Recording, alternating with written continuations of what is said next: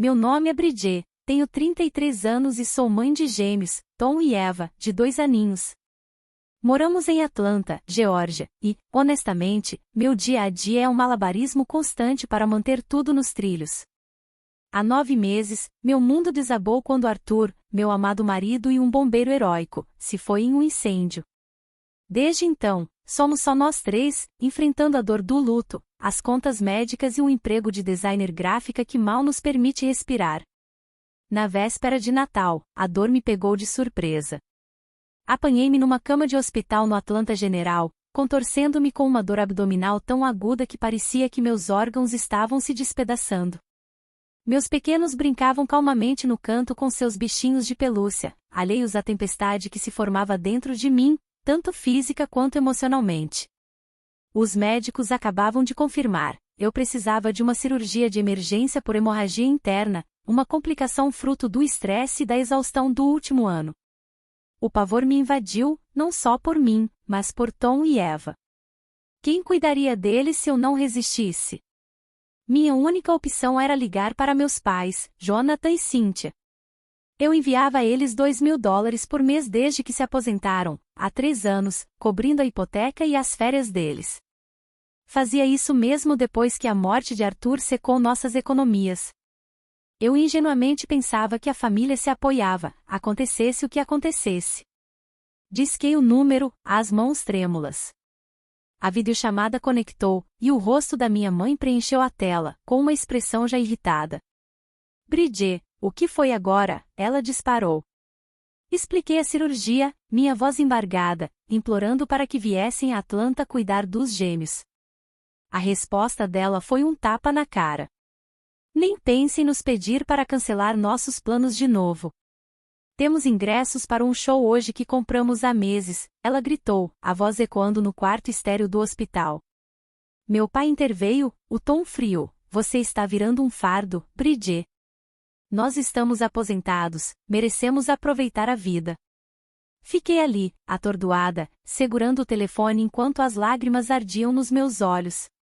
Os gêmeos me olharam, percebendo minha aflição, e meu coração se apertou por eles. Já haviam perdido o pai, e agora os avós escolhiam um show em vez deles. A enfermeira Helena, que verificava meus sinais vitais, me lançou um olhar gentil. Tudo bem, querida? Ela perguntou. Balancei a cabeça, incapaz de falar. Meus pais sempre deram preferência ao meu irmão mais novo, Bruno, o filho de ouro deles, um músico em Nashville. Cresci vendo minhas conquistas, me formar na faculdade, casar com Arthur, ter os gêmeos, serem meras notas de rodapé comparadas aos shows de Bruno ou ao violão novo dele. Mas isso era um novo fundo do poço. Encerrei a ligação, o peito apertado pela traição. Helena apertou meu ombro.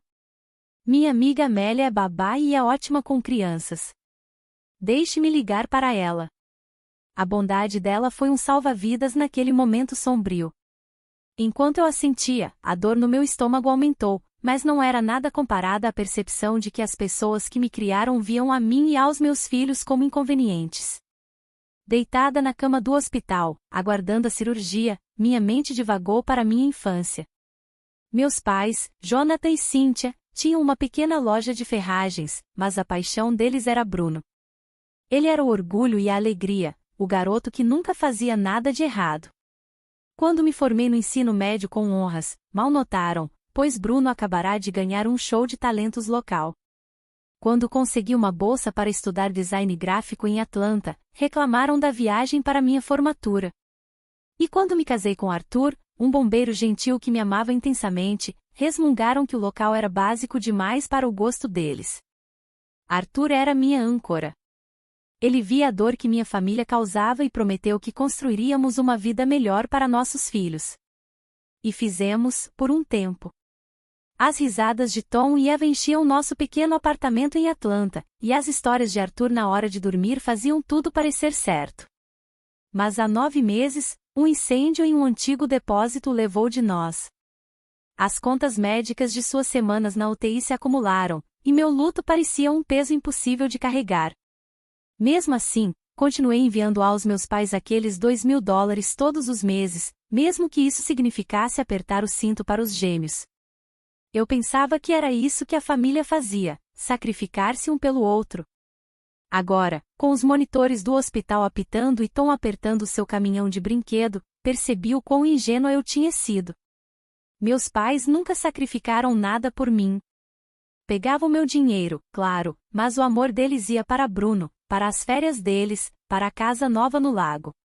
Os gêmeos mereciam avós melhores do que aqueles que os trocavam por um show. Senti um lampejo de raiva, mas principalmente tristeza pela garotinha que eu fui, que passou anos buscando a aprovação deles, e pelos meus filhos, que poderiam crescer sem avós. Helena voltou, a voz suave. Amélia está a caminho. Ela é incrível com crianças, costumava trabalhar com crianças em lares adotivos. Assenti, grata, mas sobrecarregada. Quanto isso vai custar? Perguntei, pensando nas contas médicas que já se aproximavam. Não se preocupe com isso agora, disse Helena. Vamos passar por esta cirurgia. As palavras dela me acalmaram, mas a ideia dos $2.000 que eu deveria enviar aos meus pais na semana seguinte me corroía. Aquele dinheiro poderia pagar Amélia, garantir a segurança dos meus filhos. Pela primeira vez, senti uma faísca de desafio. Enquanto a equipe do hospital me preparava para a cirurgia, o medo me dominou. E se eu não acordasse? Quem criaria Tom e Eva? A ideia de meus pais, que me chamaram de fardo horas atrás, cuidando deles, me revirava o estômago. Eles mal tinham visitado os gêmeos, reclamando que eram barulhentos durante a única e breve parada após o nascimento. Eu não podia deixar meus filhos crescerem sentindo-se como eu, invisíveis, sem importância. Helena me entregou o telefone uma última vez antes de me levarem. Com dedos trêmulos, abri meu aplicativo de banco e cancelei a transferência automática de $2.000 para meus pais. Em seguida, digitei uma mensagem para eles: não vou mais sustentar vocês. Meus filhos e eu merecemos mais do que sermos as últimas opções. Não me procurem. Apertei enviar, o coração batendo forte enquanto a anestesia fazia efeito. Senti algo inesperado, não apenas medo, mas uma estranha sensação de liberdade. A cirurgia correu bem, mas me deixou fraca e confusa. Passei 5 dias no hospital, entre o sono e a dor. Amélia foi uma dádiva, ficando com Tom e Eva durante o dia e os levando para o meu apartamento à noite. Ela fazia tranças no cabelo de Eva, brincava de caminhão com Tom e, de alguma forma, os mantinha sorrindo apesar do caos. Meu telefone vibrava constantemente, chamadas perdidas e mensagens de texto dos meus pais, furiosos com o pagamento cancelado. Ninguém perguntou sobre minha cirurgia ou sobre os gêmeos. O silêncio deles falava mais alto do que suas palavras poderiam. A mensagem de Bruno chegou no 3º dia, hesitante e confusa. Mamãe e papai disseram que você teve um procedimento menor. Por que eles estão pirando por causa de dinheiro? Meu coração afundou. Eles haviam mentido para ele, minimizando minha emergência para justificar seus planos de show. Sonolenta pelos analgésicos, digitei a verdade, os riscos da cirurgia, a recusa deles em ajudar, os gêmeos deixados em um quarto de hospital. A resposta dele foi rápida: sinto muito, Bridget. Eu não fazia ideia. Eles disseram que você estava sendo dramática. Acreditei nele. Bruno não era cruel, apenas alheio, criado para pensar que o mundo girava em torno dele. De volta ao meu apartamento em Atlanta, depois do hospital, encarei uma nova realidade. A recuperação era lenta, em cada movimento repuxava minha incisão, e cuidar de 2 bebês parecia impossível. Mas a ajuda de Amélia e a paciência dos meus clientes me ajudaram. Fiz escolhas difíceis, contratei Amélia em tempo parcial. Entrei em contato com o advogado para redigir um testamento nomeando minha amiga Lucy como guardiã dos gêmeos e bloqueei os números dos meus pais. Bruno teve uma chance, mas nossas conversas eram cautelosas. Eu precisava ver se ele realmente mudaria. Parar os pagamentos para meus pais foi como tirar um peso enorme. Aquele dinheiro agora ia para Amélia e para reconstruir as economias que Arthur e eu havíamos perdido. Pela primeira vez, vi um futuro onde eu não estava afogada em obrigações. Mas meus pais não desistiram facilmente. 2 semanas após a cirurgia, apareceram na minha porta sem avisar. Pelo olho mágico, vi minha mãe segurando a bolsa, os braços do meu pai cruzados, o rosto marcado pela impaciência. Abri a porta uma fresta. O que vocês querem? Perguntei, minha voz mais firme do que eu me sentia. O tom da minha mãe se tornou meloso. Bridget, querida, ficamos tão preocupados. Cortei-a. Vocês não perguntaram sobre minha cirurgia ou sobre os gêmeos. Meu pai empurrou a porta. Precisamos conversar sobre essa bobagem de dinheiro. O banco ligou sobre nossa hipoteca, tivemos que usar nosso fundo de férias. A audácia deles me deixou atordoada. Nenhuma desculpa, nenhuma preocupação, apenas exigências. Eu disse que não vou mais ajudar. Vocês escolheram um show em vez dos meus filhos quando eu poderia ter morrido. A voz da minha mãe se elevou. Nós dependemos desse dinheiro, Bridget. Compramos a casa no lago porque você prometeu ajudar. Eu ri, amarga. Eu nunca prometi para sempre. Vocês presumiram que eu continuaria pagando enquanto me ignoravam. Tom se aproximou, segurando seu caminhão, e minha mãe fez um barulho fofo. Ele se afastou, confuso, e sentiu uma onda de proteção. Vocês deveriam ir, eu disse, fechando a porta. As batidas deles ecoaram, mas não cedi. Os dias após a visita dos meus pais foram um borrão de dor e progresso. Minha incisão ainda latejava, mas eu estava lidando melhor, graças a Amélia e ao meu trabalho em casa. Então veio o e-mail, uma mensagem em grupo do meu pai para toda a família estendida, alegando que eu os havia abandonado depois que eles sacrificaram tudo por mim. Nenhuma menção à escolha do show deles ou aos riscos da minha cirurgia. Era uma aula de manipulação, e me atingiu. Mas minha família me surpreendeu. Meu primo John, que morava perto dos meus pais, respondeu a todos: Tio Jonathan, você não acabou de comprar uma casa nova no lago? E tia Cíntia, aquele SUV novo não era de vocês na Páscoa?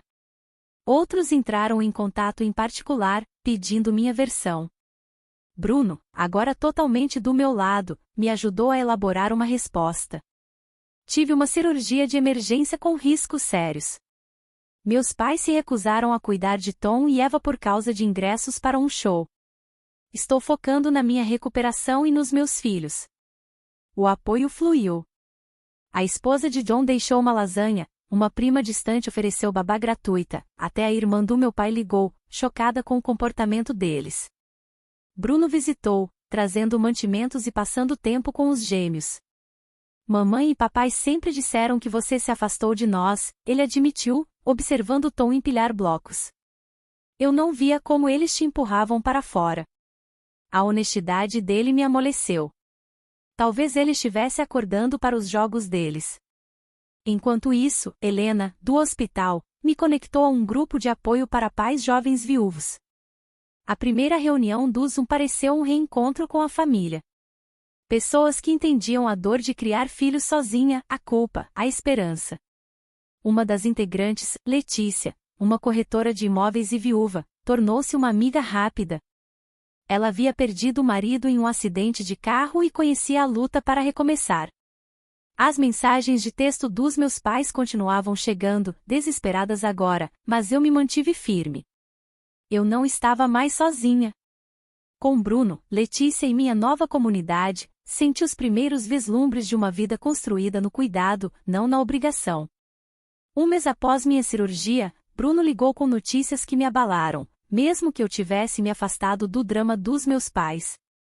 Eles receberam uma notificação de execução hipotecária, ele disse, a voz pesada. O banco está dando a eles 60 dias para acertar as contas ou perdem a casa no lago. Balancei Eva no colo, Tom cochilando por perto, e perguntei, e as economias deles? Bruno suspirou. Quase tudo foi embora. Eles compraram aquela casa no lago com uma segunda hipoteca, pensando que você continuaria pagando a primeira. Depois, papai investiu o resto em um investimento obscuro. Mais tarde, as mensagens dos meus pais chegaram, cruas e suplicantes. A da minha mãe se destacou. Nunca pensamos que você realmente pararia de ajudar. Achamos que você ia se acalmar e enviar o dinheiro de novo. A presunção deles de que meus limites eram um blefe acendeu um fogo em mim. Todos aqueles anos, eles viram meus sacrifícios como um direito deles, nunca me valorizando ou aos meus gêmeos. Não respondi, focando em meus filhos e na vida que eu estava construindo. Letícia, do grupo de apoio, tornou-se um porto seguro. Enquanto tomávamos café, ela compartilhou como vendeu sua antiga casa para poder comprar uma melhor para o filho dela. Você poderia fazer isso, ela disse, olhando para o meu apartamento apertado. Eu também havia começado um trabalho paralelo, criando sites memoriais, depois de fazer um para Arthur. O grupo de apoio adorou, e os pedidos começaram a chegar. Pela primeira vez desde a morte de Arthur, senti um propósito além da sobrevivência. Meus pais apareceram novamente, desta vez com uma planilha das dívidas deles. Precisamos de $120 mil para salvar a casa, meu pai disse, sua confiança habitual desfeita. Deixei-os entrar, curiosa apesar de mim mesma. E a casa no lago? Perguntei, gesticulando para meu pequeno sofá. Perderíamos dinheiro vendendo-a, ele resmungou. Minha mãe interveio. E nosso condomínio na praia? O mercado está ruim. A petulância deles, chamando luxos que não podiam pagar de essenciais para a aposentadoria, era quase cômica. Vocês poderiam ter me ajudado quando eu precisei, eu disse, minha voz calma. Em vez disso, escolheram um show. Tom entrou, segurando um avião de brinquedo, e minha mãe estendeu a mão para ele. Ele se escondeu atrás de mim, desconfiado. Eles não conhecem vocês, eu disse. Vocês escolheram isso. O silêncio deles foi ensurdecedor. Pedi que fossem embora, sentindo não raiva, mas clareza. Meus filhos mereciam minha força, não o caos deles. 3 meses após a cirurgia, o mundo dos meus pais implodiu. Bruno me atualizou, eles venderam a casa no lago para evitar a execução hipotecária, mudando-se para um modesto condomínio. O condomínio na praia foi vendido por trocados, e meu pai vendeu seu precioso barco com prejuízo. Eles estão contando para todo mundo que você os forçou a isso, Bruno disse durante uma visita, revirando os olhos enquanto brincava com Eva. Eles dizem que você prometeu apoio vitalício. Dei de ombros, despreocupada. A verdade estava se espalhando, minha família estendida, antes influenciada pelas histórias tristes dos meus pais, agora via a negligência deles durante minha cirurgia. Minha vida, enquanto isso, estava florescendo. Letícia me ajudou a vender meu apartamento e comprar uma casa de 3 quartos em um bairro tranquilo de Atlanta. A hipoteca era mais barata que meu aluguel, e os gêmeos tinham um quintal para perseguir vagalumes. Os vizinhos nos receberam com caçarolas, e o grupo de apoio organizou encontros para brincar. Meu negócio de sites memoriais cresceu, permitindo que eu reduzisse o trabalho de design gráfico para passar mais tempo com Tom e Eva. Amélia ainda ajudava 3 dias por semana, mas eu estava encontrando o meu ritmo como mãe solo. 6 meses após minha cirurgia, uma carta manuscrita da minha mãe chegou. Quase a joguei fora, mas a curiosidade venceu. As palavras dela me pegaram de surpresa. Tenho sido uma mãe egoísta, Bridget. Vê-la prosperar sem nós me forçou a encarar minhas falhas. Eu tinha inveja da sua força, da sua vida com Arthur. Quando você nos pediu para cuidar de Tom e Eva, nós a decepcionamos. Sinto muito. Ela detalhava as mudanças deles, vendendo luxos, meu pai trabalhando em tempo parcial em uma loja de ferragens, vivendo de forma simples. Nenhuma súplica por dinheiro, apenas arrependimento. Mostrei a carta a Bruno, que levantou uma sobrancelha. Eles estavam falando em te escrever, ele disse. Papai resistiu, mas o susto do coração no mês passado, pressão alta, dores no peito, o mudou. Ele está tomando remédios, ouvindo os médicos. Franzi a testa, uma pontada de preocupação se misturando com a dúvida. Isso era real ou outra artimanha? Naquela noite, desenterrei fotos antigas da família. Por trás dos sorrisos, vi a verdade. Meus pais sempre se colocaram em primeiro lugar, bancando os perfeitos enquanto me negligenciavam. Mas esta carta parecia diferente, crua, desprotegida. Eu não estava pronta para responder. Meu foco permaneceu nos meus filhos, no meu negócio, na minha nova casa. O conselho de Letícia ecoou: você não deve a eles o perdão, mas pode escolher o que é melhor para você. O grupo de apoio compartilhava histórias semelhantes de desavenças familiares, me ajudando a processar a mistura de raiva, esperança e cautela. As risadinhas de Tom e Eva no quintal me mantinham ancorada. Quaisquer que fossem as intenções dos meus pais, meus filhos vinham em primeiro lugar.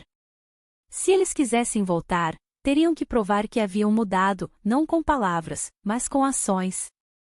Um ano após minha cirurgia, concordei em encontrar meus pais em um café tranquilo em Atlanta. Bruno cuidou de Tom e Eva, pois eu não estava pronta para uma reunião familiar completa. Quando meus pais entraram, mal os reconheci. A arrogância usual do meu pai havia desaparecido, seus ombros caídos. Minha mãe usava jeans simples, não seus vestidos chamativos de sempre. Sentamos, o silêncio pesado até que meu pai falou, a voz embargada: fui um péssimo pai, Bridget, e um avô pior ainda. Não espero perdão, mas agora vejo o quão egoístas fomos. Minha mãe assentiu, os olhos marejados. Estamos fazendo terapia, ideia do Bruno. É difícil, mas está nos ajudando a entender o que fizemos com você. Eu ouvi, minha guarda alta. Eles me machucaram muitas vezes para eu confiar facilmente. Compartilhei fotos dos gêmeos, falei sobre nossa casa nova, meu negócio. Eles não me interromperam nem fizeram a conversa girar em torno deles. No início, meu coração amoleceu, mas apenas uma fração. Enquanto terminávamos, meu pai perguntou: poderíamos fazer parte da vida de Tom e Eva um dia? Eu estudei e depois respondi com cuidado: talvez, mas serão visitas curtas, supervisionadas, e apenas se vocês me respeitarem como mãe deles. Eles assentiram, sem argumentos. Ao sair, não senti nem o velho ressentimento nem uma pressa para a reconciliação. Em vez disso, senti-me firme, enraizada em meu próprio valor. Meus filhos mereciam um amor sem amarras, e eu garantiria que o tivessem, quer meus pais se esforçassem ou não. 1 ano e meio depois daquela cama de hospital, não sou a mesma Bridget. Tom e Eva estão prosperando, suas risadas enchem nossa casinha em Atlanta. Meu negócio de sites memoriais está estável, permitindo que eu trabalhe de acordo com a agenda deles. Bruno é um irmão de verdade agora, aparecendo para os aniversários dos gêmeos e ligando apenas para conversar. Letícia e o grupo de apoio também são família, encontros para brincar, conversas noturnas, lágrimas e triunfos compartilhados. Até Helena me visita, a bondade dela um lembrete da estranha que me salvou quando meus próprios pais não o fizeram. Meus pais ainda estão à margem. Eles continuaram a terapia e tivemos algumas visitas curtas com os gêmeos, sempre comigo presente. Estão tentando, pequenos presentes para Tom e Eva, perguntando sobre minha vida sem exigências. Mas a confiança leva tempo, e estou bem com isso. Aprendi que meu valor não depende da aprovação deles. Sou uma mãe que atravessaria o fogo por seus filhos, uma mulher que construiu uma vida das cinzas. As cicatrizes da minha cirurgia e da traição dos meus pais ainda doem às vezes, mas todo dia eu escolho a alegria, as pinturas bagunçadas de Tom, as histórias de ninar de Eva, os piqueniques no quintal com minha nova comunidade. Não estou mais sozinha. Encontrei pessoas que me veem, que aparecem, que amam sem condições. E estou ensinando meus gêmeos a fazer o mesmo, amar ferozmente, mas se apegar ao seu próprio valor. Obrigada por ouvir a história de Bridget. Se você gostou desse vídeo, por favor curta e compartilhe para nos apoiar a trazer mais histórias emocionantes, e se inscreva no canal para não perder nenhum lançamento. Até o próximo vídeo.